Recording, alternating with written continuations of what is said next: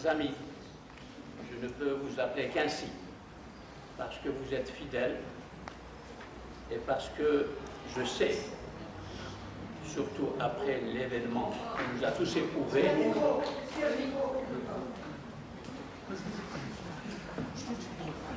ah bon, ça va? Oui. Alors il faut le manger. Oui, je disais que je suis heureux de retrouver des amis fidèles et motivés, sûrement plus motivés et plus décidés, je l'espère du moins, à aller de l'avant dans la découverte de nous-mêmes, pour nous dire à nous-mêmes la vérité, parce que nous nous mentons à nous-mêmes. Je parle en tant qu'historien, car quand je dis cette phrase, je la relie à tout ce qui a été écrit et produit dans la pensée islamique, depuis que cette pensée a eu accès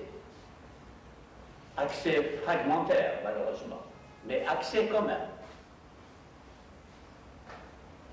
aux inventions, aux produits, aux idées libératrices de la modernité. Nous ne cessons de parler de modernité, mais nous n'employons que le mot. Et j'ai remarqué, particulièrement au Maroc, que chaque fois qu'on parle de modernité, la seule réaction que je recueille, c'est que, qu'est-ce que c'est que la modernité? Tout le monde parle de modernité. Et ceux qui posent cette question ne vont pas eux-mêmes piocher, étudier, se rendre compte de ce qu'est cette révolution de l'esprit humain, cette mutation de la raison. Cette mutation de la raison, nous ne l'avons pas vécue. Et ces événements que j'ai résumés, que nous avons résumés dans le titre, de Manhattan à Bagdad, mais on peut ajouter Kaboul, on peut ajouter Jakarta, on peut ajouter Djerba, maintenant Casablanca, et Dieu seul sait ce qui nous attend encore. Car la violence, comme il a été dit dans la citation, est systémique. Qu'est-ce que ça veut dire? La violence est systémique, c'est-à-dire qu'elle est produite par un grand nombre de facteurs qui nous échappent complètement. Nous n'avons aucun contrôle sur eux, mais ces facteurs sont tissés. Ils agissent les uns avec les autres. Et ces facteurs, ce n'est pas comme nous le répétons depuis le discours nationaliste de libération dans les années 50. Ça n'est pas cette violence systémique, elle ne vient pas seulement, certes, l'Occident y a contribué, mais elle ne vient pas seulement de l'Occident. Les facteurs qui viennent de l'intérieur de nos sociétés n'ont pas encore fait l'objet d'une recherche archéologique, j'emploie une métaphore, car les discours sont comme les villes enfouies sous terre, et que l'archéologue doit déterrer pour mettre au jour. Et ces discours qui constituent nos références, en particulier les discours fondateurs de la pensée islamique, qui soutiennent et nourrissent la croyance collective et la croyance de chacun. Le Coran que nous citons constamment et qui est cité par tout le monde, depuis les Fuqaha ils l'ont mémorisé pour leur métier. Les théologiens, ceux qui restent de la théologie aujourd'hui, jusqu'à l'homme et la femme ordinaire de tous les jours. Et puis, bien sûr, ceux-là qui produisent cette violence, que nous ne savons comment nommer et à quoi exactement la rattacher. Car ils se servent du texte coranique pour donner une légitimité à ce qu'ils font, à ce qu'ils ont choisi de faire. Donc, ils sont parmi nous. Ils sortent de nos sociétés. Et il est intolérable, injuste, de continuer à dire ceux-là ne sont plus des musulmans. Nous sommes musulmans. Et nous résistons avec l'islam. Voilà le discours que j'entends. Que nous entendons tous. Cette attitude est intellectuellement scandaleuse parce qu'elle est une des forces qui maintiennent et nourrissent dans nos têtes. Et par conséquent, nos réactions et notre manière de voir le monde, de percevoir le monde et de l'interpréter,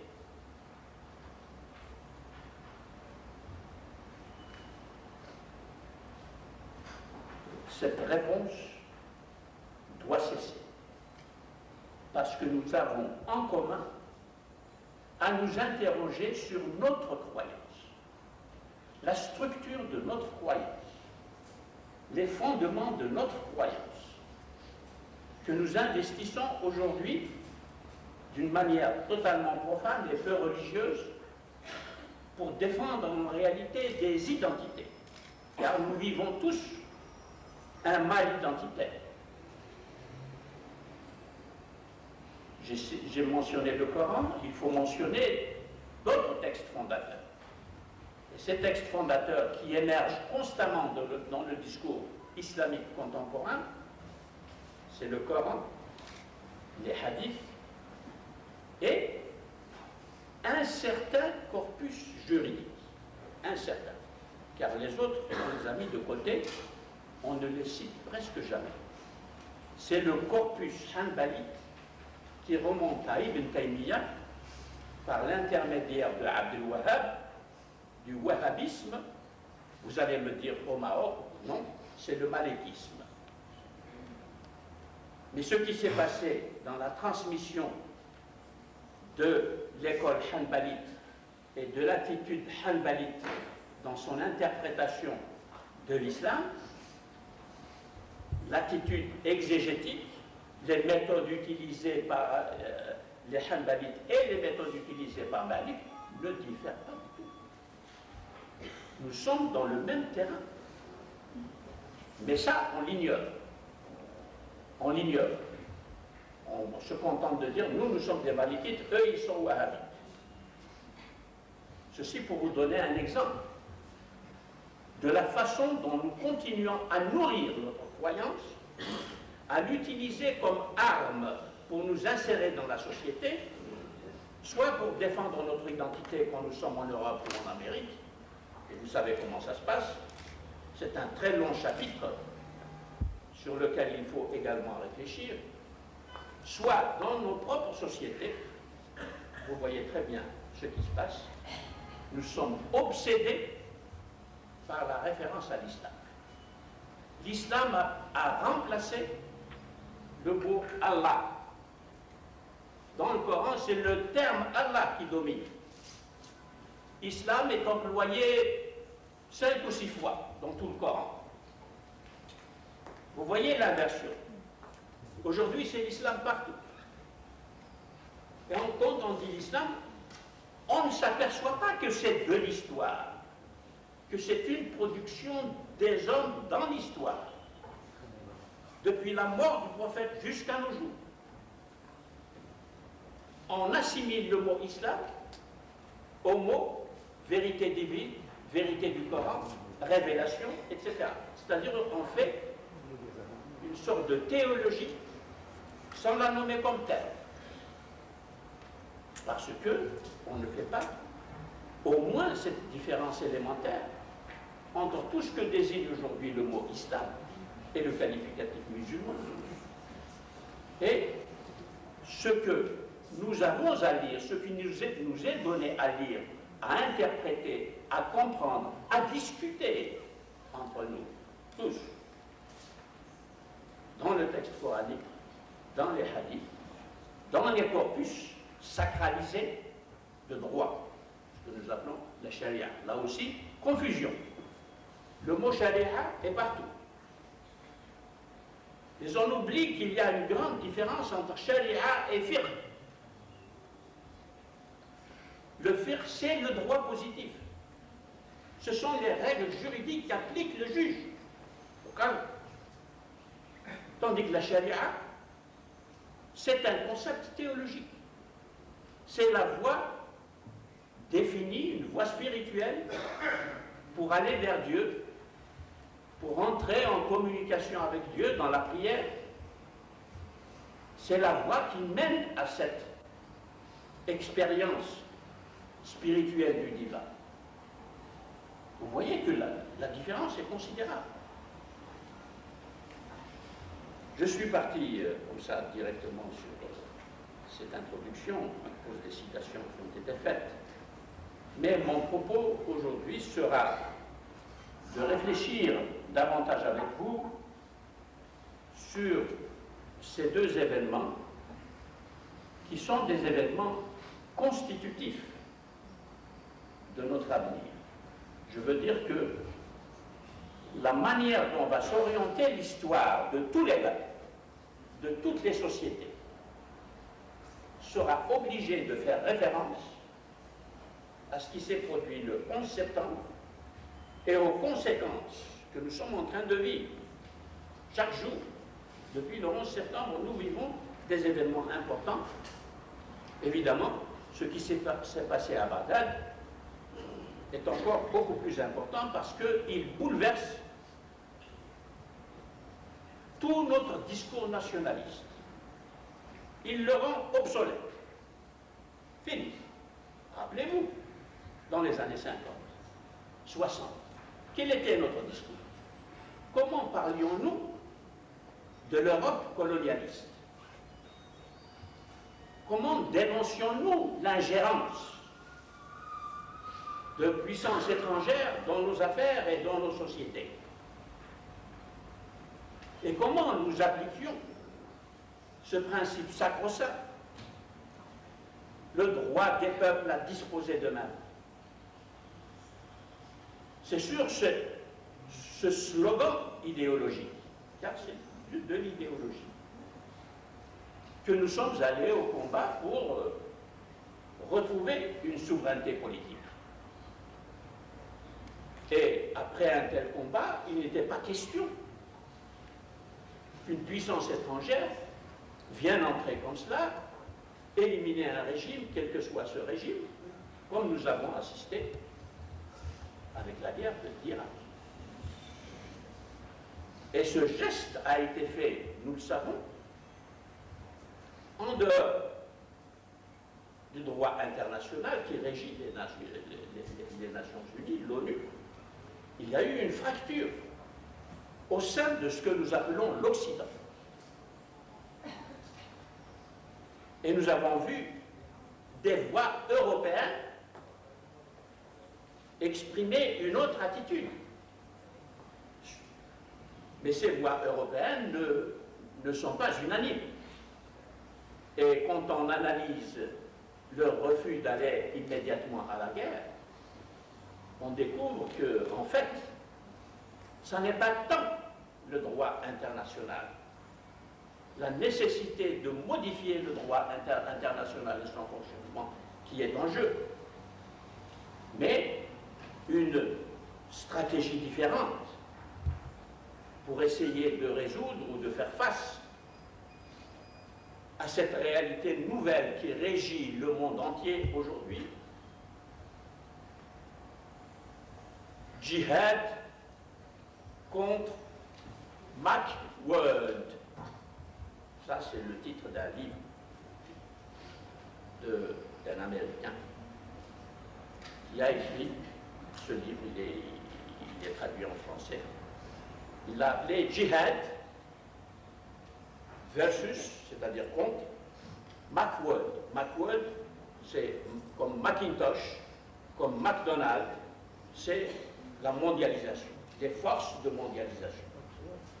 Il désigne par le mot Mac, qui réfère à ces mots de l'extension internationale, mondiale, avec world, le mot anglais world, le monde. Jihad versus Macworld. Le mot jihad prend ici le sens d'une figure de l'histoire. Ça n'est plus le sens que nous lui donnons et que lui donnent surtout les juristes musulmans. C'est la figure de la contestation. C'est la figure du refus. C'est la figure du rejet. De la façon dont notre destin est décidé par des instances qui échappent absolument à notre participation à quelque niveau que ce soit. Ni intellectuel, ni scientifique, ni politique, ni économique, ni social, aucun niveau de participation pour la production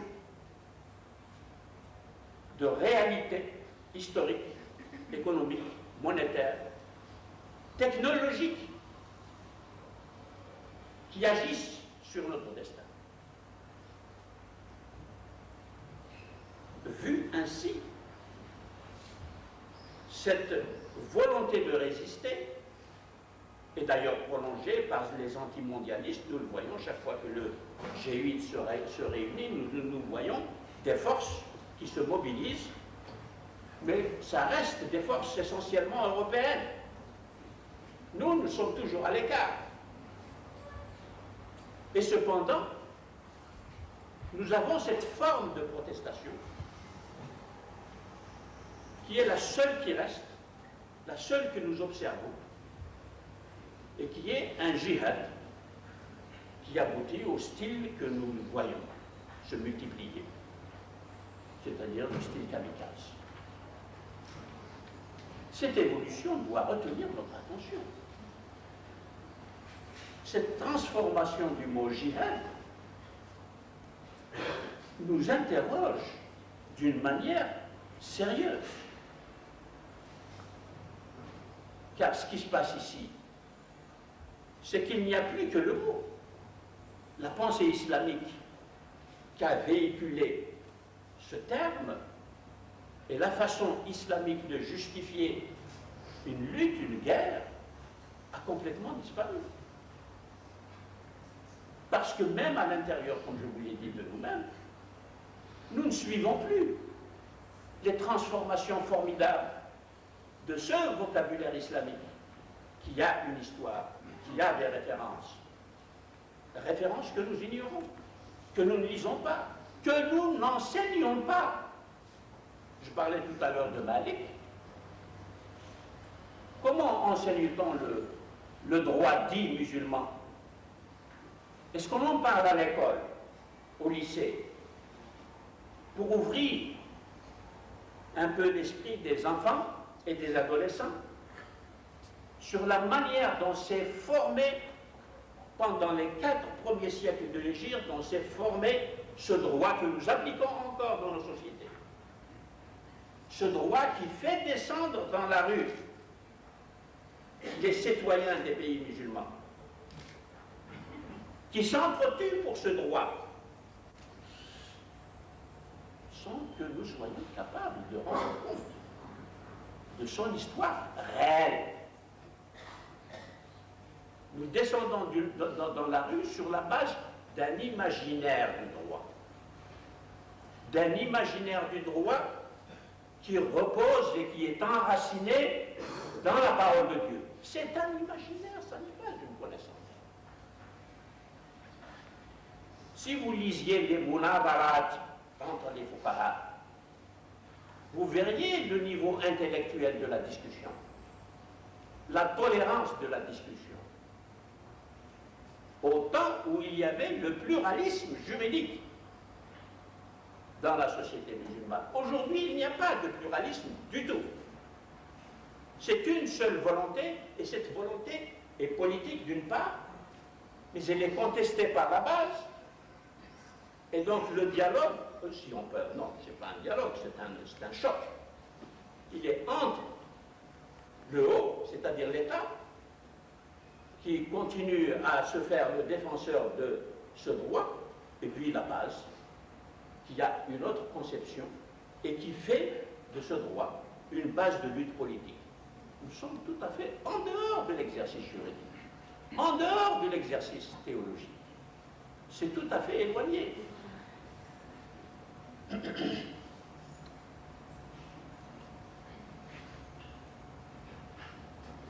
Qu'est-ce qui s'est passé à Bagdad? Vous avez tous vu, je pense, cette image de la statue de Saddam Hussein qui a été démolie à coups de marteau et traînée symboliquement par des Irakiens, ils n'étaient pas nombreux, mais il y en avait, devant les yeux du monde entier. Je ne sais pas comment vous avez réagi, comment vous avez lu cette image-là, ces images, parce que c'est tout un film qu'il faut lire. Et ce film renvoie à une histoire. L'histoire de l'Irak, depuis son indépendance. L'histoire du règne de Saddam Hussein, depuis plus de 30 ans. Ce qu'est devenu le peuple irakien durant ce règne. L'impossibilité pour le peuple de faire lui-même cette révolution-là, et non pas de voir cette révolution faite par une puissance étrangère dans les conditions où elle a été faite. Car il y a des peuples qui ont exécuté leur roi, qui ont exécuté leur président. Je ne fais pas l'éloge de la subversion. Ici, je parle du travail d'une société de soi sur soi pour produire une nouvelle conscience politique. Ce travail de soi sur soi de nos sociétés ne se fait pas, ne s'est pas fait. Et le fait de voir cette statue tomber, parce que les Américains viennent d'y entrer en Irak, reste pour les Irakiens d'abord, mais aussi pour tous les peuples qui sont privés depuis pratiquement les indépendances, qui sont privés de la liberté de produire leur propre histoire. Car cet événement, cette image, renvoie à tout ce qui se passe, d'abord dans notre monde arabe, parce que le monde arabe est exposé dans la sphère méditerranéenne, directement exposé à la fois à l'Europe et aux Américains qui y sont extrêmement présents.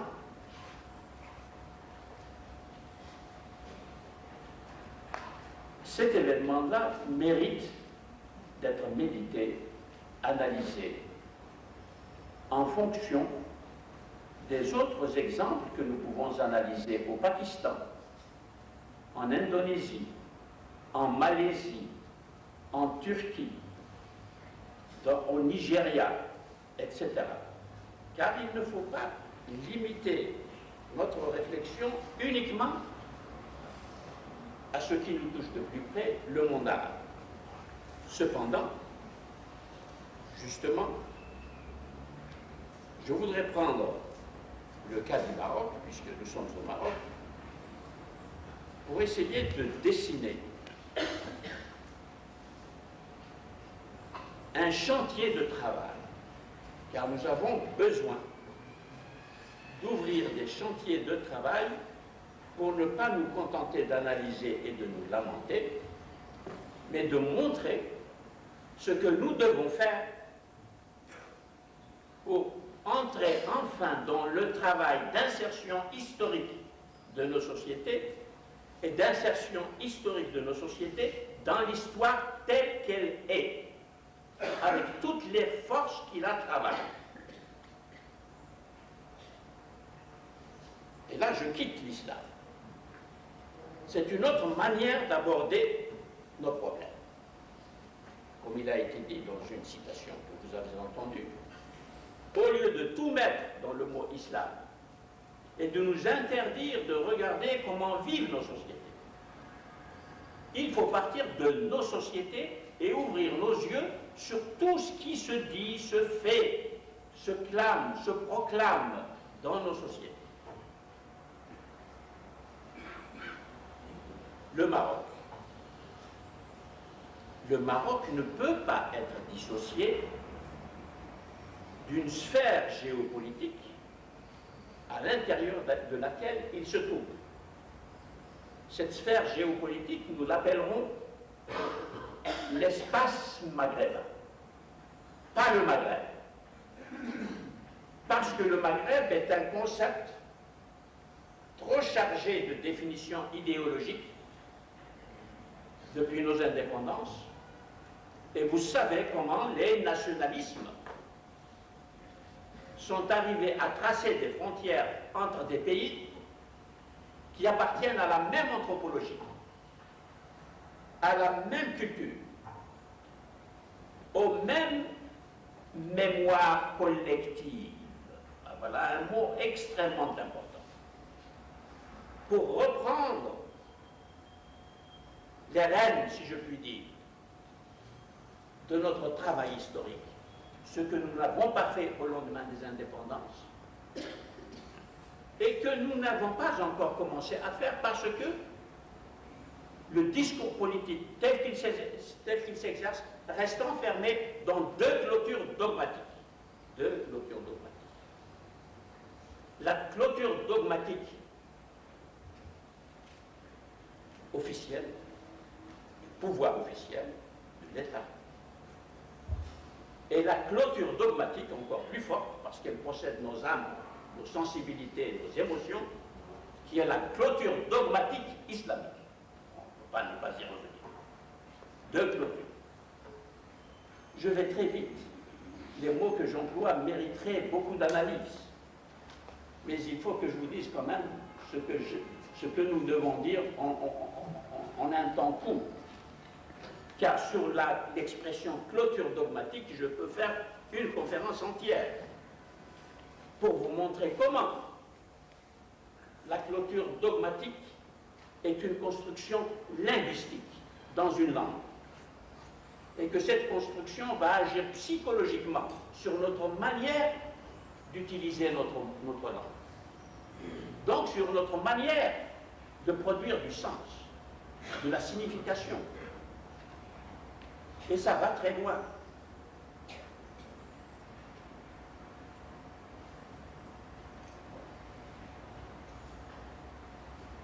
L'espace maghrébin, qu'est-ce que c'est? Eh bien, nous avons à le reconquérir. C'est une tâche historique devant nous, devant les générations qui vont venir. Parce que si on aborde l'espace maghrébin en termes d'histoire, en termes d'anthropologie culturelle, en termes de sociologie linguistique, pour voir les langues qui s'y parlent, pas seulement les langues, les niveaux de langue qui s'y parlent, parce qu'il y a les dialectes locaux, dans lesquels se reconnaissent des mémoires collectives des gens de l'Atlas, des gens du Rif, des gens de Kabylie, des gens du Jbel Nafoussam, des gens de Djerba, etc. C'est cela la mémoire collective. Et la mémoire collective, ces mémoires collectives diverses, s'insèrent dans une mémoire plus large, qui est justement la mémoire, si nous disons arabe, nous retombons dans la diversité. La mémoire arabe, si nous considérons seulement le niveau de langue culturelle, intellectuelle, savante, de la Fusha, Là, nous avons une mémoire englobante. Mais cette mémoire englobante travaille avec les mémoires collectives diverses. Elle travaille ou elle délaisse les mémoires diverses. Et elle travaille toute seule dans un abstrait entre les chercheurs, entre ceux qui peuvent utiliser cette langue, etc. Et les autres sont laissés complètement exclus de ce travail. Vous voyez combien est important le concept de mémoire collective. C'est un concept que nous devons utiliser et développer à l'école de nouveau. Au lieu de donner un enseignement de l'histoire comme nous le donnons, et vous le savez tous, vous êtes passés par là, je suis passé, mais d'une autre façon. Comment on enseigne les Almoravides, les Almohades, la succession des dynasties, ignorant complètement ce qui se passait au temps d'Ibn Tumart dans la société marocaine. Comment Ibn Tumart s'exprimait avec les gens, ses contemporains, sûrement en berbère. Cependant, il a appris l'arabe. Il est allé en Orient. Et il va essayer de arabiser ses mémoires collectives, etc. Je ne vais pas m'étendre là-dessus, vous voyez, je ne résiste pas à l'envie de vous expliquer quand même des mots, parce que je sais par expérience que quand je lance un concept comme ça qui est si riche et que je ne l'explique pas, bon, ça reste abstrait, c'est parce qu'on n'en a pas entendu parler, vous voyez. C'est comme lorsque je dis imaginaire social, ou quand je dis imaginaire religieux. Quand je dis imaginaire social, je dis une force psychosociale. C'est cette force psychosociale qui habite les jeunes et les mobilise. Et les jeunes n'ont aucun outil d'analyse. L'école ne le leur donne pas. La culture ambiante ne le leur donne pas. Leurs parents ne le leur donnent pas. Ils en restent par conséquent à la représentation floue, non analysée, qui les conduit là où nous voyons. Ça, c'est le travail de l'imaginaire. C'est pour vous dire que l'imaginaire doit être analysé, décortiqué, pour montrer comment il est construit par la société et comment cette construction est dangereuse pour les jeunes. Si les jeunes ne sont pas alertés sur le danger de l'imaginaire qui est communiqué et construit par la maman, par la sœur, par la grand-mère, par le père, par le frère, et oui, c'est comme ça que ça se passe. La langue, je vous ai dit. Si vous enregistrez dans une maison, vous pouvez prendre une maison à n'importe quel niveau social.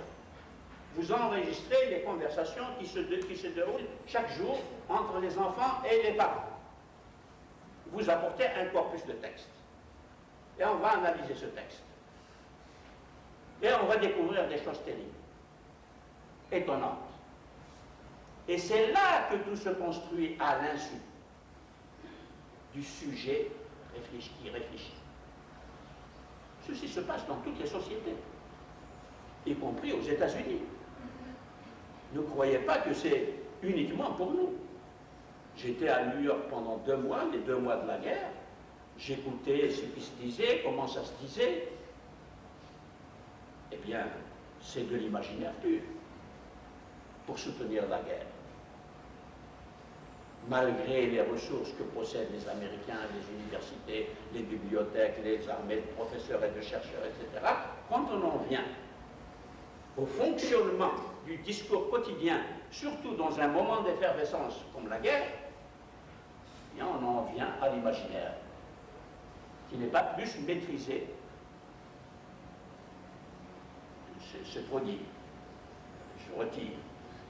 C'est maîtrisé d'une certaine façon, quand même, parce que les universités produisent du travail, et ce travail sert à quelque chose. Tandis que je dois le dire et le répéter, je le dis non pas pour critiquer, mais parce que ça me fait mal en tant qu'enseignant, moi-même.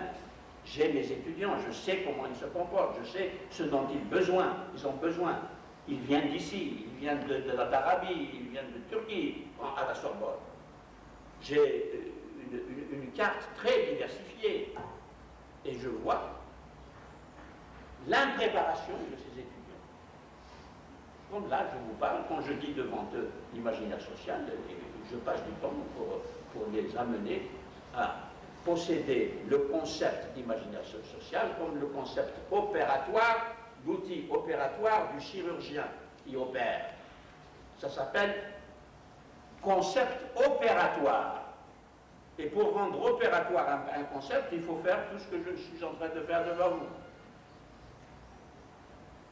Pour vous en montrer les ressorts, les origines, la genèse, les fonctions, la dispersion, la désintégration, etc., etc. Nous en sommes à l'espace maghrébin. C'est une tâche, je le répète. Ça n'est pas quelque chose qui nous est donné. Par exemple, l'histoire de l'espace maghrébin pendant l'époque romaine. Je me souviens très bien de cela en Algérie, mais aussi ici, en Tunisie. En Tunisie moins, parce que les Tunisiens ont formé un certain nombre d'historiens de l'Antiquité. Ils se sont occupés de la partie Antiquité de l'histoire de la Tunisie.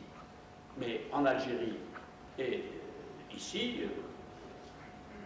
l'Antiquité a disparu complètement sous le discours nationaliste arabe et islamique, car les deux sont mis ensemble dans le discours nationaliste. Et nous a empêchés de regarder une page d'histoire de plus de 6 siècles où de la culture a été produite.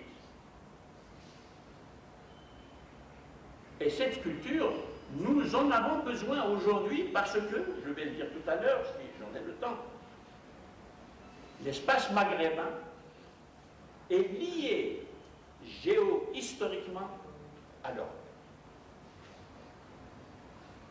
C'est à cela que je veux en venir. Or, voici que l'idéologie nous a privés, par idéologie, pas par réflexion, pas par argumentation, non, c'est par idéologie. C'est l'islam et l'arabe qui a fait le mal, uniquement. Le reste, on ferme les portes et on ne laisse rien rentrer dedans.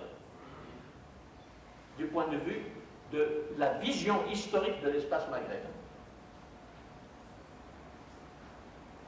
Alors, espace maghrébin, troisième sphère géopolitique dans laquelle le Maroc se trouve et dont il est solidaire, c'est ce que nous appelons le monde arabe, mais l'expression monde arabe est trompeuse.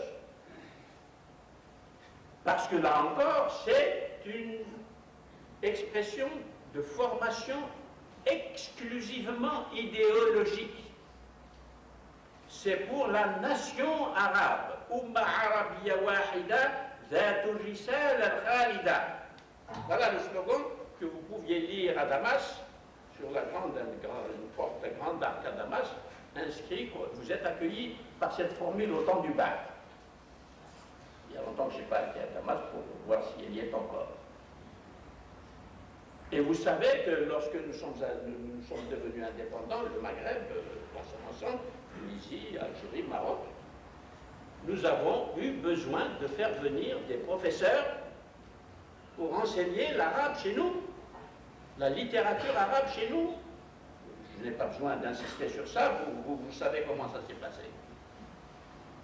Pour vous montrer comment on renonce à ses mémoires collectives, on renonce à son histoire propre pour aller s'enfermer dans une bulle idéologique. Maintenant, nous pouvons le dire. Dans les années 70, si je disais ça comme ça devant un public marocain, aussi nombreux que vous êtes, vous m'auriez, je ne sais pas comment vous m'auriez traité. Aujourd'hui, vous êtes calme. Vous êtes calme parce que l'histoire a une fonction révélatoire. Qu'est-ce que ça veut dire? L'histoire a une fonction révélatoire. Il n'y a pas que dans le Coran qu'il y a la révélation. l'histoire, les grands événements de l'histoire nous révèlent des réalités que nous ne voyons pas autrement. Vous voyez très bien, après le 16 mai, vous parlez différemment. Vous ne parlez plus du terrorisme comme de quelque chose de lointain qui ne nous concerne absolument pas. Et vous acceptez, et vous demandez plus de réflexion et de recherche pour expliquer ce phénomène. Tandis qu'avant, c'est les États-Unis, c'est bien fait pour eux, ils le méritent. C'est comme ça, vous savez. Voilà comment on parle. Parce que toujours la même raison. D'abord l'ignorance. On n'a pas été formé, d'abord. Ça, c'est une réalité fondamentale. On ne le répétera jamais assez. Il faut réclamer un système éducatif moderne.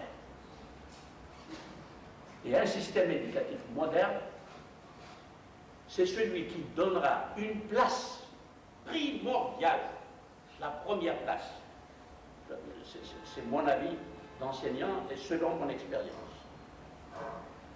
L'histoire, mais une histoire critique, une histoire pluridisciplinaire, une histoire qui sait ce que c'est que l'anthropologie historique, qui sait ce que c'est que la psychologie historique, qui sait ce que c'est que la sociologie historique. C'est autant de disciplines, autant de territoires. Il n'en est pas question encore dans notre enseignement. Un département très fort d'anthropologie, un département très fort de linguistique, car ce sont là les disciplines sans lesquelles nous ne pouvons pas savoir ce qui se passe dans nos têtes afin que nous puissions avoir un meilleur contrôle sur nos conduites dans nos sociétés, sur nos choix dans nos sociétés et sur la manière dont nous nous référons à notre passé. Quel passé? Quel passé? Il y en a plusieurs.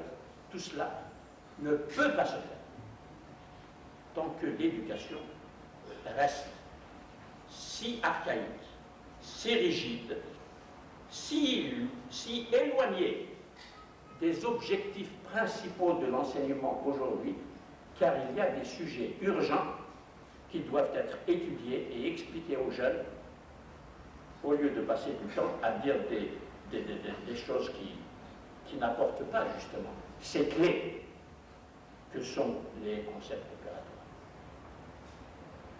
Donc, monde arabe. En fait, il faut dire Proche-Orient, au lieu de monde arabe. Maghreb, espace maghrébin, Proche-Orient, parce que le Proche-Orient a sa personnalité historique, il a sa personnalité culturelle, il a sa personnalité dans l'histoire comparée des religions, des religions. Et nous ne pouvons pas lire le Coran de façon correcte si nous ne connaissons pas l'histoire des cultures du Proche-Orient. Et quand je dis les cultures du Proche-Orient, je parle de l'Égypte pharaonique, je parle de la Mésopotamie, je parle de la Palestine qui parlait l'araméen pendant longtemps, l'araméen qui est une langue sémitique, un dialecte d'une langue savante que l'on appelle le syriaque, car il y a là des sources, même de vocabulaire. Il y a des mots dans le Coran que nous ne comprenons pas sans leur étymologie. Il y a un livre fait par un Anglais en 1938. Ce livre d'or, comme tous les grands livres dans les bibliothèques, et on n'a pas songé à le traduire pour le mettre à la disposition de tous les musulmans. C'est un livre qui s'appelle « Le vocabulaire étranger dans le Coran ». C'est tout un gros dictionnaire qui collecte des mots d'origine syriaque, d'origine araméenne, d'origine hébraïque, bref, le lexique sémitique, et que nous retrouvons dans l'arabe du Coran. Ce qui nous donne des lumières sur la signification des mots, et non pas la signification que nous leur donnons en projetant en arrière sur le texte coranique des significations, comme par exemple la démocratie. Quand on dit islam et démocratie, alors on va prendre des versets, ah voilà, il y a la démocratie dans les versets. Islam et socialisme, ah voilà, il y a le socialisme arabe dans le... Et vous savez ça. Et cette littérature a fait des ravages dans la jeunesse. J'en témoigne là aussi, je me rappelle en Algérie, le fameux livre de Maurice Bucaille. Eh oui, nous rions, vous voyez, la fonction révélatoire de l'histoire. Maintenant, nous rions, mais vous ne pouvez pas imaginer les problèmes que j'ai eus en Algérie, quand j'ai essayé en Algérie de limiter les dégâts que faisait Maurice Bucaille quand il parlait aux jeunes Algériens au séminaire de la pensée islamique. Et cela pendant des années. Et j'avais des étudiants à la Sorbonne qui m'arrêtaient au cours de mes cours pour réfuter ce que je dis avec les phrases et les enseignements de Maurice Bucaille, qui est venu ici au Maroc, il a plastronné, il vous a enseigné aussi. Et ça fait partie de la confection de l'imaginaire. Donc le Proche-Orient. Et quand je dis Proche-Orient, il y a l'Iran dans le Proche-Orient. L'Iran et ses cultures et ses civilisations et ses religions. L'Iran, quand nous disons la civilisation arabe, oui, parce qu'elle s'est exprimée en langue arabe, mais du point de vue de la culture et du point de vue des intellectuels qui ont contribué à faire cette civilisation, comme j'ai dit dans mon livre L'humanisme arabe, oui, il est arabe par la langue. Mais les principaux intellectuels qui ont alimenté le mouvement humaniste à Bagdad, à Isfahan, à Raï, en Iran, c'est des Iraniens. C'est des Iraniens. Voilà des choses que nous mettons de côté. Nous n'en parlons pas. Arabe, arabe, arabe, islam, islam, islam. Point.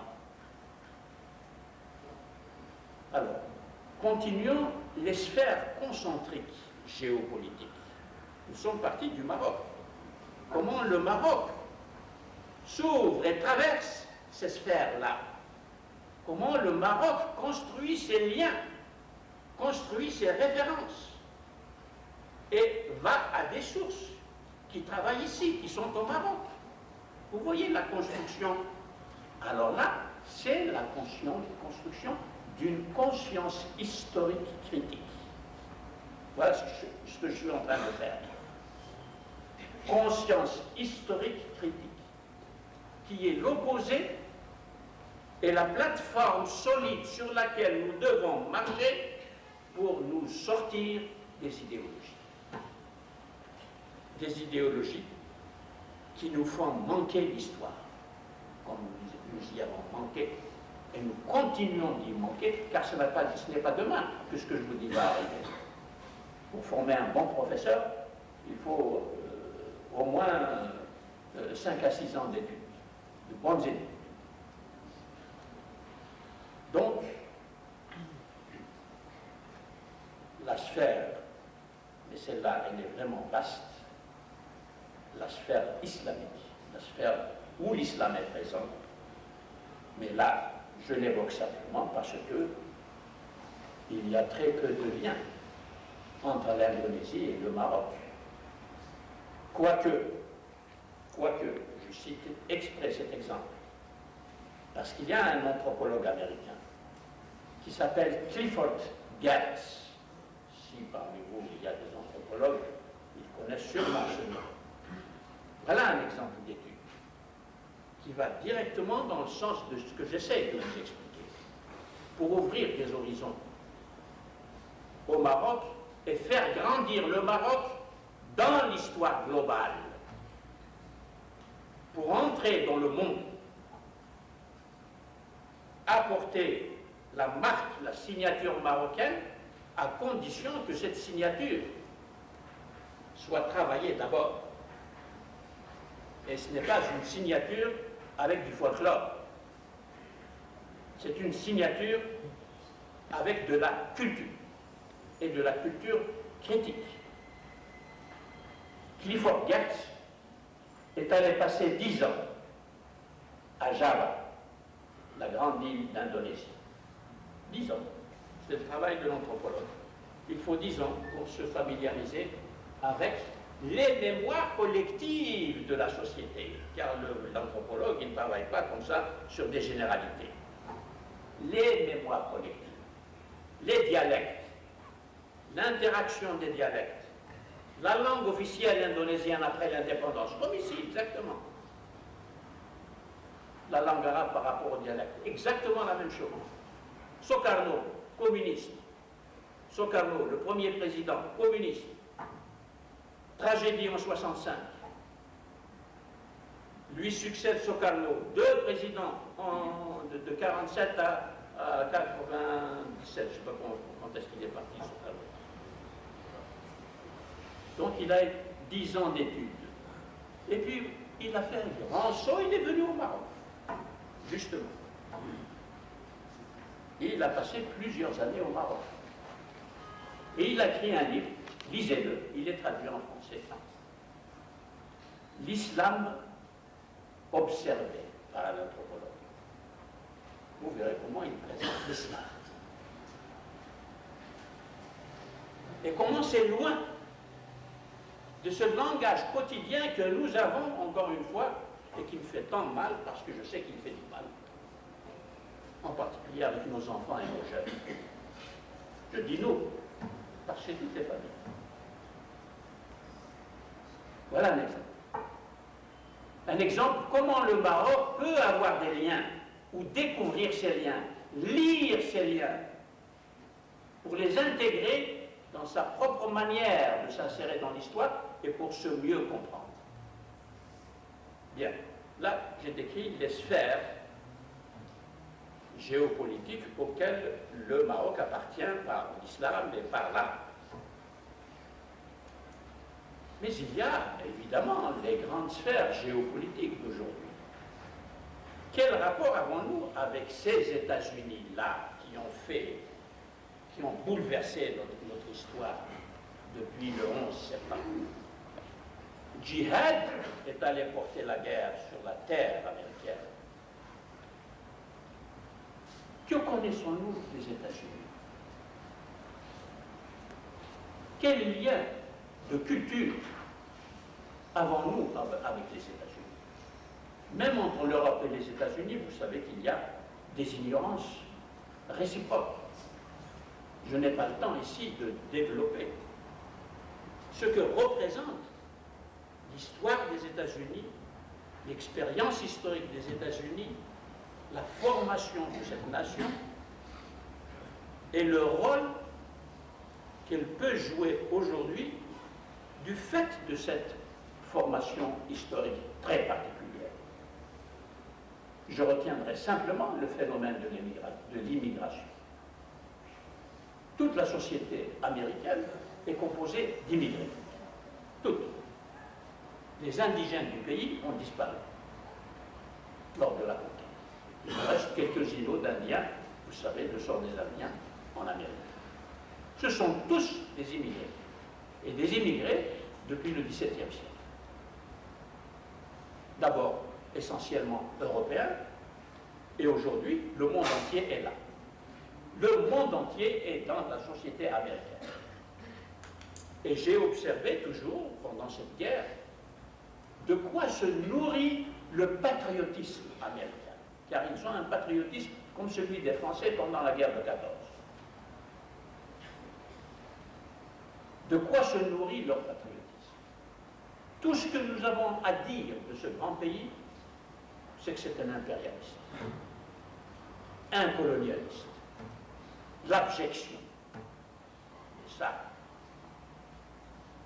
c'est le discours de victimisation que nous avons utilisé vis-à-vis de l'Occident depuis les années 50 et les guerres de libération.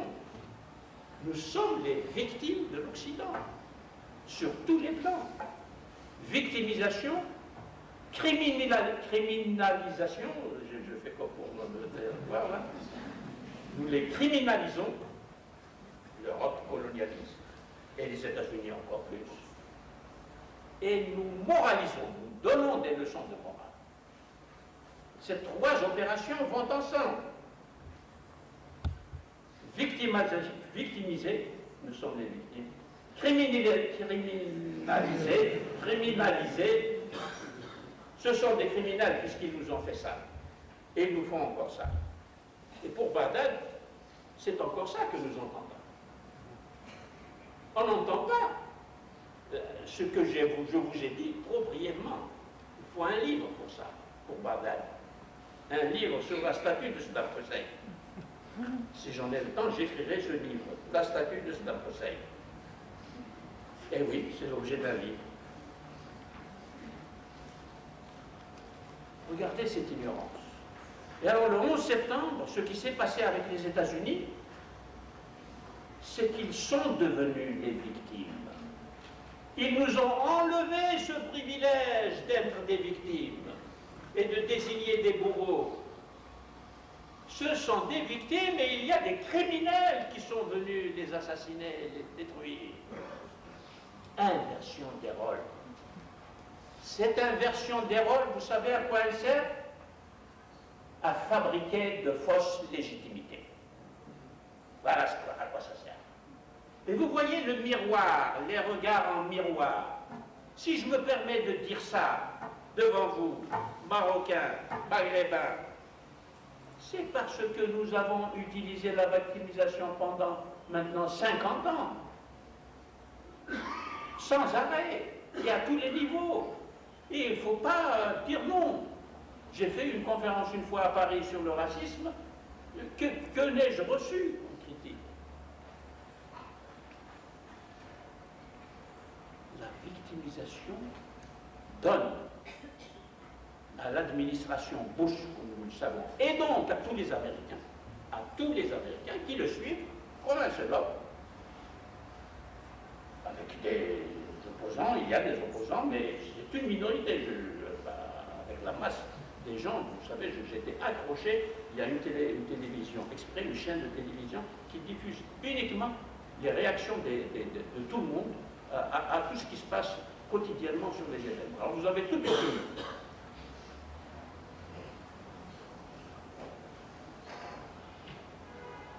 Ils se sont servis de ça pour légitimer la guerre en Irak. Et ils ont fait la guerre en Irak gaiement, si je puis dire. En disant à l'opinion internationale, nous avons nos raisons, nous sommes des victimes de ces criminels, et ils sont désignés comme des criminels, et on a désigné des États voyous. Des États voyous, c'est une expression forte. Il ne faut pas se scandaliser avec cette expression. Il faut aller voir ce que ça veut dire. Parce qu'il y a des réalités. Ici, je ne veux pas nommer d'État, les qualifier comme Bush, mais si je fais de l'histoire dans un certain nombre d'États, et voir exactement ce qui s'est passé dans ces États-là, eh bien, je ne serais pas loin de trouver des comportements, effectivement, vis-à-vis de leur peuple, qui sont des comportements de voyous. Alors, mais ça soulève d'énormes questions. Et ça soulève beaucoup de problèmes pour pouvoir justement entrer plus en profondeur dans le monde dans lequel nous vivons, qui est devenu une sorte de chaos idéologique, où les idéologies s'entrechoquent sur la base des ignorances. Ça n'est pas du tout le choc des cultures, pas du tout. C'est le choc des cultures perverties par les usages idéologiques. C'est le choc des cultures réduites à des ignorances qui sont diffusées par les systèmes éducatifs dans les pays. Voilà encore un champ d'analyse extrêmement important pour nous faire voir ce que nous devons faire pour comprendre ce qui est en train de se passer et nous engager dans des espaces d'action, dans des espaces de lutte où les luttes concerneront à la fois nous-mêmes à l'intérieur et bien entendu notre environnement international. Donc, sphère géopolitique que l'on appelle Occident, et enfin, je vais terminer par ça, la sphère géopolitique européenne. Celle-là, encore une fois, vous voyez, chaque mot que je prononce est une conférence. Il faut une conférence sur nos rapports avec les différents pays d'Europe, tous individuellement, car chacun a une personnalité. La Suède, par exemple, a une très forte personnalité. On peut apprendre énormément à découvrir la Suède. C'est un pays magnifique, magnifique par son histoire et son style de vivre la démocratie, d'enrichir la démocratie. C'est magnifique. Et j'en témoigne parce que j'y suis allé souvent et j'ai étudié ça. Et c'est frappant, c'est vraiment frappant. La Suède, mais aussi la Norvège, mais aussi le Danemark, ce qu'on appelle les pays scandinaves. Il y a une culture scandinave, il y a une authenticité scandinave. Et que connaissons-nous de cela? Et qui nous empêche de développer des rapports. Ils ne demandent que cela. Ils ne demandent que cela avec les pays musulmans. Je vous assure. Le gouvernement suédois vient de fonder à Alexandrie un institut d'études islamiques, pour entrer en contact avec le monde arabe et islamique. Et les réponses, même d'Égypte où il est là, sont presque nulles. Pas de réponse. Pas de réponse. Qu'est-ce qui se passe? Enfin, donc, les pays un par un, y compris la France, il semble que nous connaissons la France avec nos rapports avec elle. La France, le Parlement français a ouvert, il y a 3 semaines, pour la première fois dans son histoire, il a ouvert un débat sur l'islam et la laïcité. Mais un débat sur l'islam et la laïcité ouvert par le Parlement français, la République française, c'est autre chose que ce que nous faisons, nous, lorsque nous bavardons à propos d'islam et de laïcité.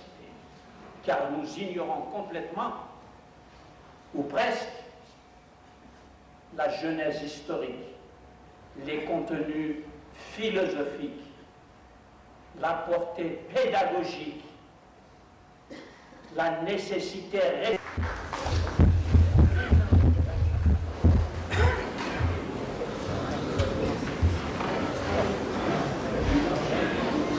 Oui, professeur Arco, bonsoir.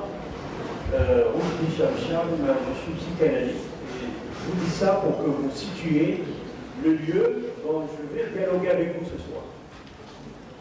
J'ai dû interrompre mon cabinet pour ne pas manquer l'enchantement à vous écouter. Et non pas que je n'ai pas d'enchantement à écouter mes patients, c'est d'un autre talent, mais parce que j'ai déjà eu un enchantement à vous lire. Alors, d'autant plus que vous n'êtes pas un islamologue du 12 septembre.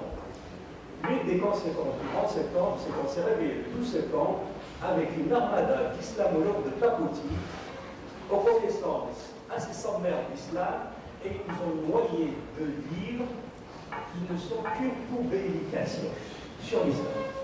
Vous n'en faites pas le cas, vous n'en êtes pas, et je m'adresse à l'islamologue que vous êtes et je vous pose 3 questions. Alors, ma première question est une question d'islamologie. Hélas, elle n'a pas été posée par moi, elle a été posée par mon ami Abdou Filali Ansari, mais je vous la pose ici et vous n'êtes pas semblé nous répondre ce soir. Faut-il réformer l'islam? C'est le titre du livre d'Abdou Filali Ansari. Mais je la fais bien cette question. La deuxième question, c'est une question de géopolitique. Face au train de la mondialisation, on sent que ce train est tiré par la locomotive judéo-chrétienne. n'est-il pas urgent de penser à une nouvelle locomotive qui se préparait lorsqu'on changera de locomotive, une locomotive islamo-chrétienne. Je pense que le débat islamo-chrétien est déjà engagé par ailleurs et j'en fais partie. Pourquoi ça m'intéresse? Et là, j'introduis ma troisième question parce que je m'intéresse aux questions de la représentation telle que se passe pour un patient sur un divan, mais à ce qui pourrait être le cadre de la représentation. Le cadre de la représentation chrétienne, sommairement, je vais vite, il se présente dans l'incarnation, l'image du Christ. Ce cadre-là est absent en islam. Et que le sujet sur un divan, quand il veut se représenter, il n'a pas d'écran. L'écran comme l'écran du cinéma. Oui, l'écran sur lequel va se projeter la représentation. Et c'est ce qui va faire que le christianisme, selon l'expression de Marcel Bauchet dans Le Désenchantement du monde, c'est la religion de la sortie de la religion, tout simplement.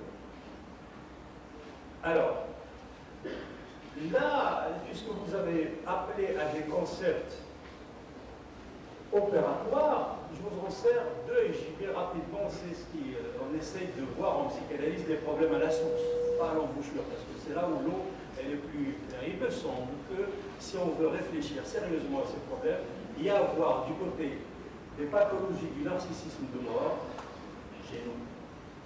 C'est ça dont souffrent beaucoup les patients. C'est pas beaucoup le dit. Et la sexualité, on est encore loin de la génitalité, on est encore en deçà. Ça renvoie à la pathologie, à la relation à la mère, parce que le père n'est pas encore rentré en scène, ou il est absent parce que psychologiquement il est absent même s'il est présent. La deuxième question, et je pense que vous l'avez traitée déjà et je vous la rappelle ce soir, c'est la question de la violence. La violence fondamentale et des destins de son élaboration.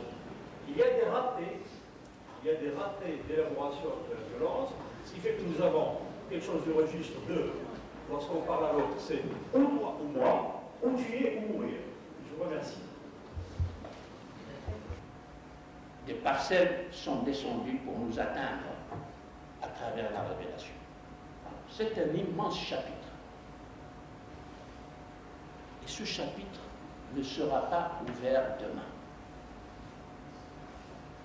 Alors, c'est à vous de décider, en tant que, à la fois citoyen, mais aussi en tant que personne. Car chaque personne est un sujet humain, libre et indépendant. Donc vous décidez pour vous, et le psychanalyste peut vous expliquer exactement ce qu'est l'instance du sujet. Bon, je m'arrête là parce que le judéo-christianisme et l'islamisme, c'est énorme, je ne vais pas en parler. Bon, je m'exprime.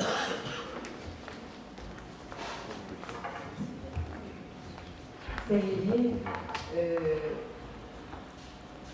je ne vous dirai pas suffisamment combien votre discours vous attache, vous éveille et nous motive.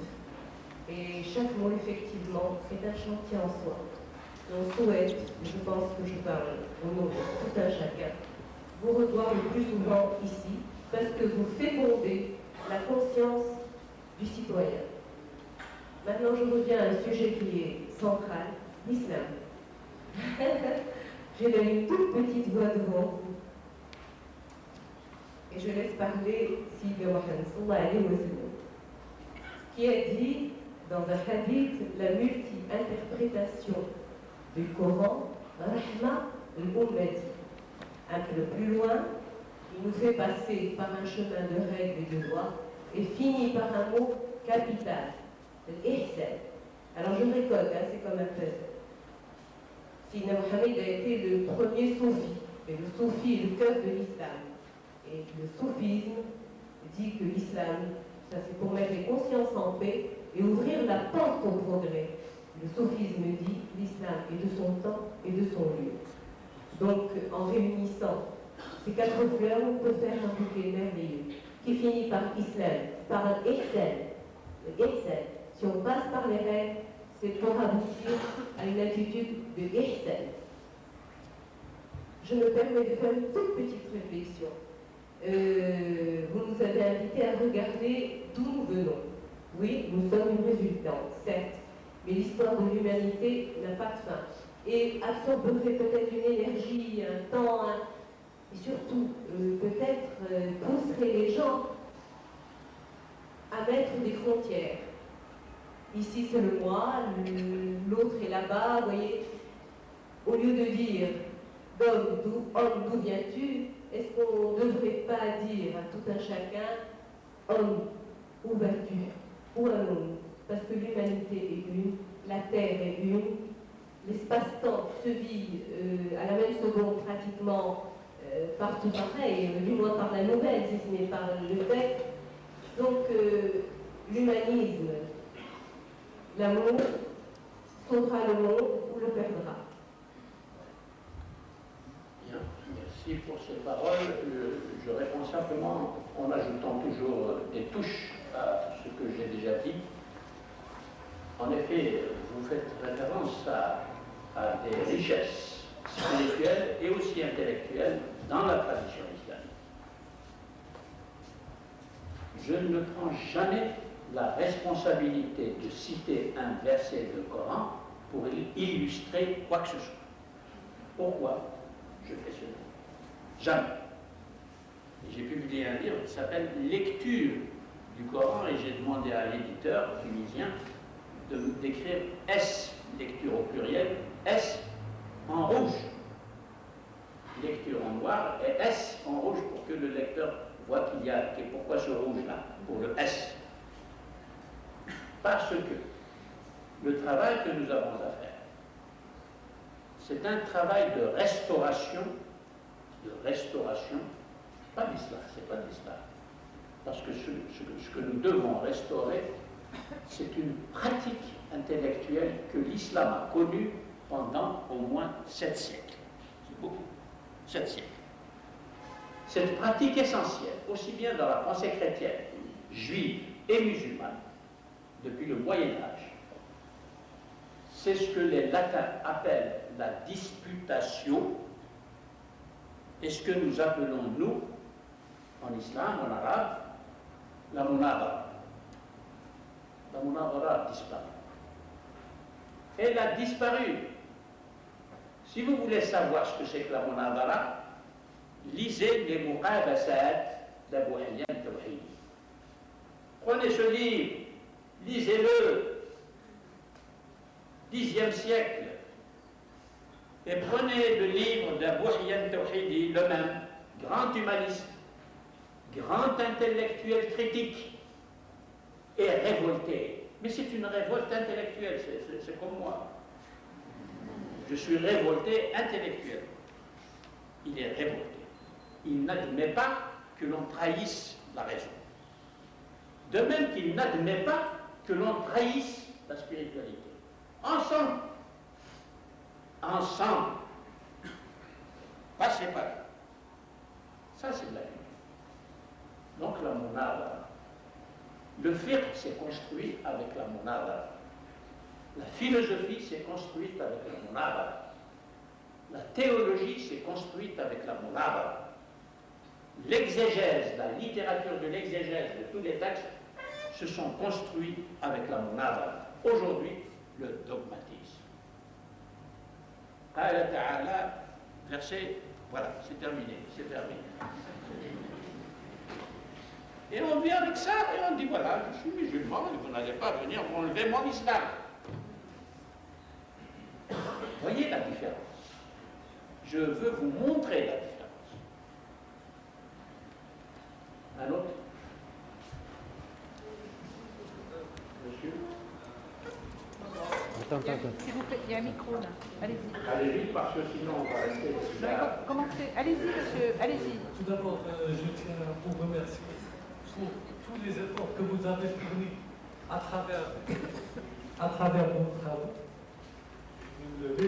À travers vos travaux pour instaurer une raison critique de l'histoire et de la pensée islamique.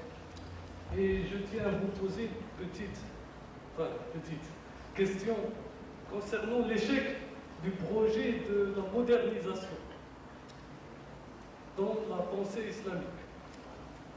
Est-ce dû au système, à l'ordre social patriarcal et au néopatriarcat qui s'est muté après la colonisation, selon Richard Chahabi, ou peut-être est-ce dû à un système réactionnaire véhiculé inconsciemment, même à travers les discours des modernistes, entre guillemets, comme l'affirme le déconstructiviste Abdullah Boutani, ou bien c'est plutôt l'absence des conditions socio-objectives, socio-économiques qui vont permettre la coupure épistémologique pour instaurer une modernisation et une laïcité qui, à mon sens, est la seule porte de la modernisation. Merci. Oui, on ne va pas discuter énormément de ça, mais je corrige quand même le mot que vous employez. Il ne faut pas confondre modernisation et modernité. Je l'entends souvent ici au Maroc. Je l'ai entendu beaucoup la semaine dernière à Rabat. Et même des chercheurs parlent de modernisation là où il faut parler de modernité. La modernisation, c'est introduire un confort moderne dans la maison, c'est-à-dire moderne dans le sens de récent. En anglais, même modernité en anglais, ça veut dire contemporain, le plus récent. C'est chronologique. Tandis que la modernité en français, c'est intellectuel.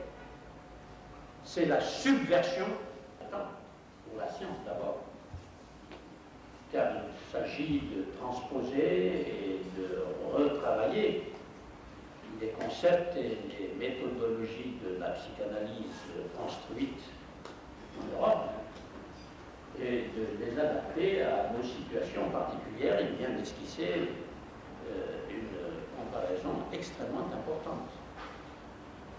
Il dit que le musulman n'a pas d'écran sur lequel projeter sa personnalité quand il parle de lui-même. Et le chrétien qui est encore proche du christianisme, parce qu'il est laïque, je crois, en coupé avec cet écran que vous avez appelé l'incarnation.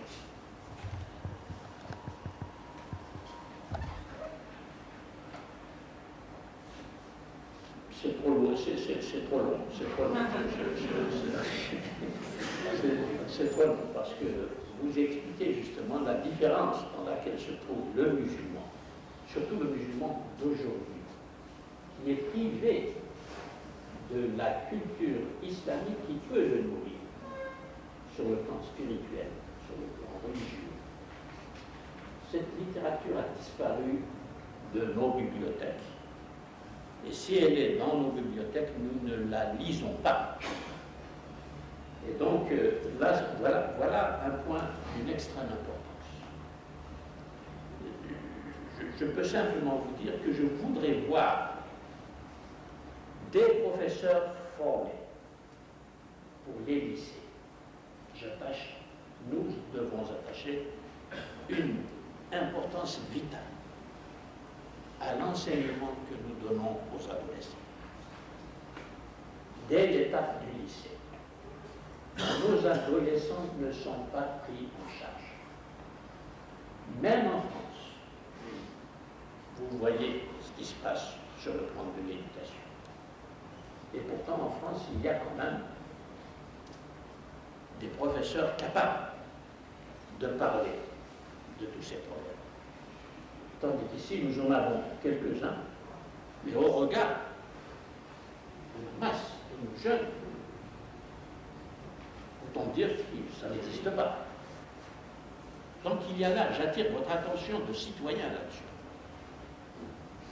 C'est un problème de vie citoyenne.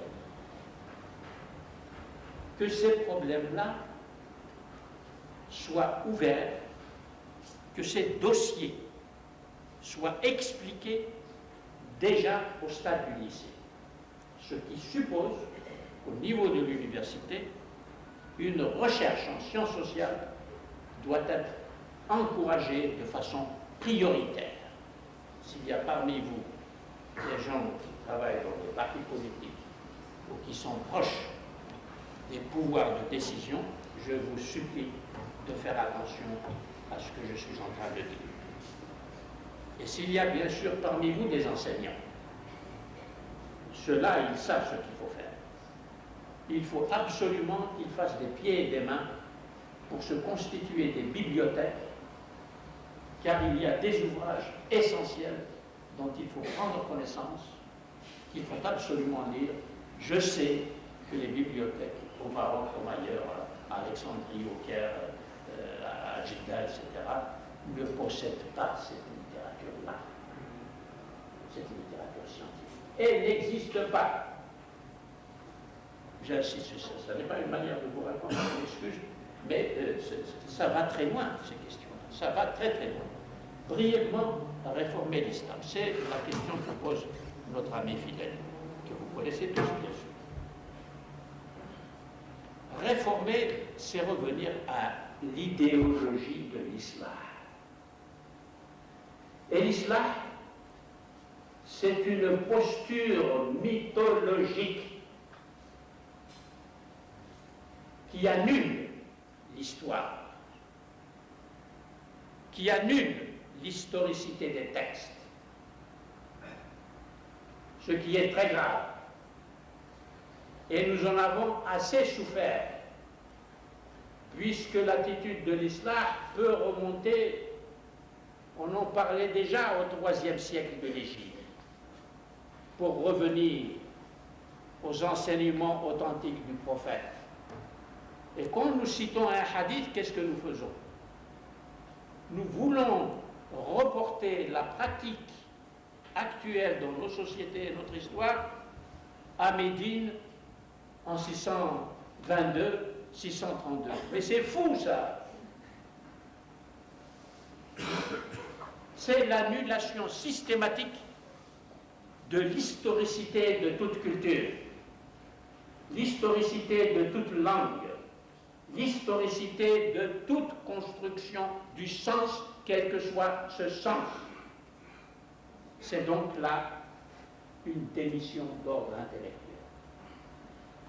Et c'est grave. Voilà pourquoi j'ai osé, ça n'est pas sans hésitation d'ailleurs, le directeur du centre Jean-Hubert voulait que je prononce la conférence en public, comme l'attentat venait de se produire, j'ai dit non, je ne peux pas présenter ça à chaud comme ça. Mais donc je n'ai pas fait la conférence en public, mais devant un séminaire. Alors, réformer, c'est tout le courant de Mohamed Abdou, etc., Al-Fassi Chenou, Tahar Ben Ashur, Ben Badis, etc., qui ont accompagné le discours nationaliste. Il ne faut pas l'oublier. Et qu'est-ce qui en est sorti? Du fondamentalisme. Le fondamentalisme dérive de la posture, je dis bien la posture, dérive de la posture islamique. Je n'ai pas le temps de développer cela, mais vous voyez, c'est un sujet d'une extrême importance et qui commande même le système éducatif, puisque tout le monde parle de Mohamed Abdou, et vous savez le sort qui a été fait à Mohamed Abdou par son disciple Rachid Reda. Il a éliminé tout ce qu'il y avait de pragmatique dans le rationalisme de Mohamed Abdou, pour aller vers déjà le fondamentalisme. Déjà. C'est une histoire longue et profonde. Voilà pourquoi il est difficile d'en sortir. Et l'islam au Maroc, Dieu sait, c'est toute une culture, c'est un état d'esprit, c'est une réaction presque réflexe. J'ai écouté à la télévision, comme vous, quand je suis au Maroc, j'essaye de m'instruire la prestation de M. Boutal, Abdelhadi Boutal. C'est un islami. Je respecte beaucoup évidemment son attitude, ce qu'il dit, mais ça n'est pas adapté à la situation actuelle. Ça reste abstrait, ça reste théorique, ça ne plonge pas dans la réalité sociologique génératrice de la violence, à la fois religieuse et politique. Il faut traiter la violence. Et pour traiter la violence, ceux qui liront le livre verront ce que je dis de ce que j'appelle le triangle anthropologique. Voilà, le triangle anthropologique est une réponse à la question de l'islam, pour s'en défaire, pas pour y rester. Parce que le triangle anthropologique, qu'est-ce que c'est? C'est la violence, le sacré, et ce sont les religions qui sacralisent ce que font les hommes en société, et puis la vérité. La vérité est dedans, elle n'est pas à l'extérieur du triangle. C'est un des sommets du triangle. Si vous l'enlevez, il n'y a plus de triangle. Or, on est enfermé à l'intérieur du triangle. Les acteurs sociaux, c'est-à-dire nous tous, nous sommes à l'intérieur du triangle. Nous ne sommes pas à l'extérieur. Or, on s'est représenté la vérité comme étant à l'extérieur, et même non pas à l'extérieur, à côté ou devant. Non, elle vient d'en haut. C'est vertical, elle descend du ciel vers la terre. Elle est au ciel, la vérité, par l'intellect. C'est la rupture avec un mode de pensée pour y substituer un autre mode de pensée. C'est cela la modernité. Or, chez nous, la modernité, dans ce sens-là, on lui a fait barrage. On lui a fait barrage par tous les moyens. Vous avez parlé de patriarcat ou néo-patriarcat. Effectivement, plusieurs régimes politiques post-coloniaux ont fait ce qu'on appelle, Abd al-Aoui a décrit ça depuis longtemps, ce qu'il appelle tesnid, la traditionnalisation. C'est-à-dire faire revenir des conduites traditionnelles pour maintenir le système ancien, qui se trouve être un système patriarcal. Donc il y a l'intervention délibérée d'une volonté politique de maintenir le fonctionnement patriarcal de la société pour des objectifs politiques. Et comme il n'y avait pas beaucoup d'anthropologues pour dénoncer l'opération, et comme il n'y avait pas beaucoup de théologiens critiques musulmans pour dénoncer l'opération, eh bien l'opération est passée comme une pilule. Et on découvre aujourd'hui les conséquences désastreuses de cette traditionnalisation. Je peux vous donner des exemples énormes, partout. C'est pas seulement au Maroc, hein. C'est un phénomène général dans les pays musulmans. Pas justement, la modernité a coupé avec ça. C'est-à-dire que la pensée politique ne peut absolument pas exercer son action dans cette direction. Au contraire. Alors, vous voyez, ça, c'est des questions cruciales.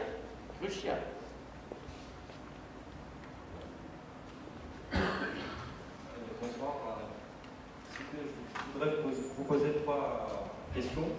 La première, c'est que, est-ce que vous ne pensez pas que l'idée du Maghreb est une idée aujourd'hui dépassée pour en discuter? Et puis, deuxièmement, que le code actuel, que ce soit en Algérie ou en Tunisie ou au Maroc, du code de la famille, est un terreau idéal pour que le dogme et l'ignorance dominent au sein même de la famille.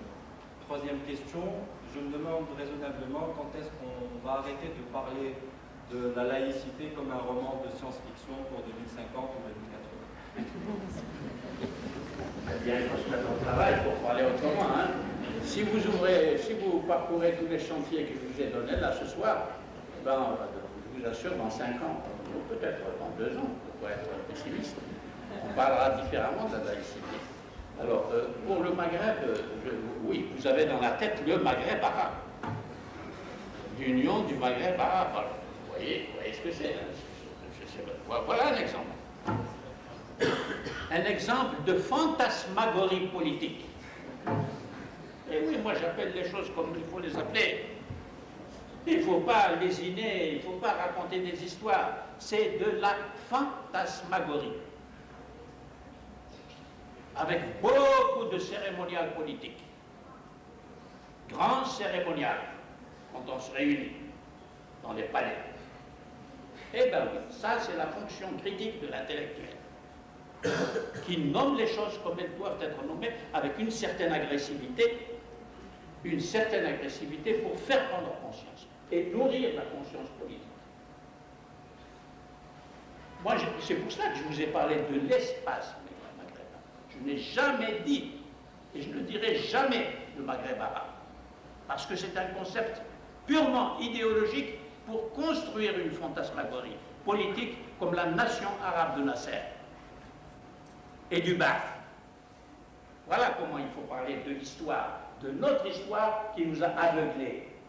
Tous, intellectuels, politiciens, le peuple, ce qu'on appelle le peuple, pas parce qu'il n'y a personne pour lui dire les choses. C'est ça que ça se passe. C'est bien, vous voyez.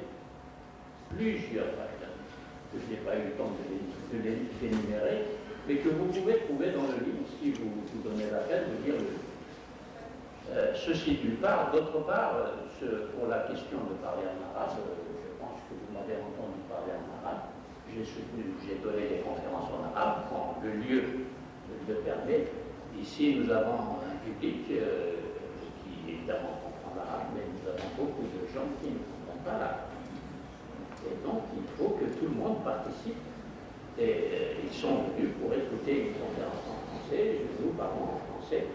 Et il est injuste de laisser de côté des auditeurs qui sont venus ici pour entendre tout ce qui se dit dans une langue qu'ils peuvent recevoir.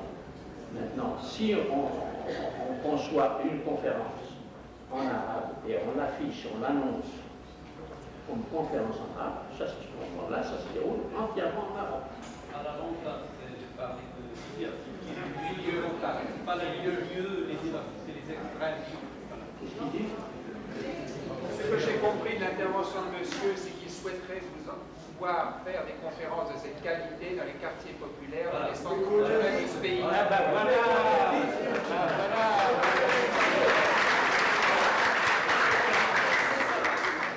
Pas tant de mots.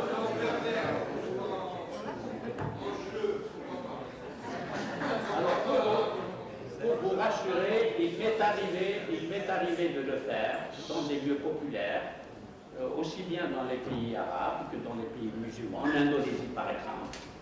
Seulement là, je parlais en anglais, je ne peux pas parler indonésien. Et je ne refuse pas de le faire. Je vais sur tous les fronts de la société pour vous rassurer.